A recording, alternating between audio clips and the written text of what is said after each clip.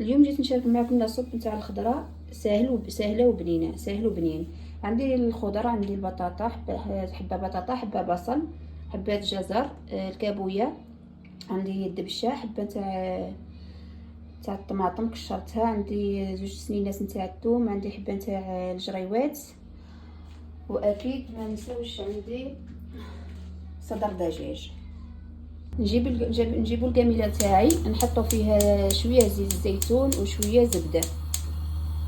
نضع صدر الدجاج ديالي، نضع القليل من الملح،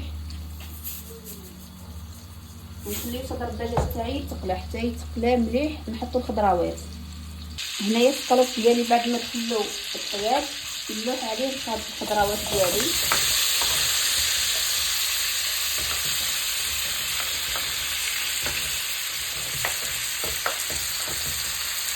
نخليو الخضروات ديالي يتقلاو على غرضهم.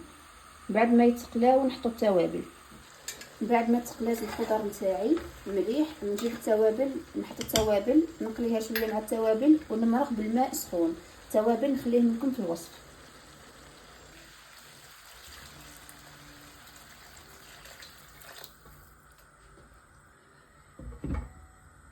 هنايا رفدت صدر الدجاج ديالي.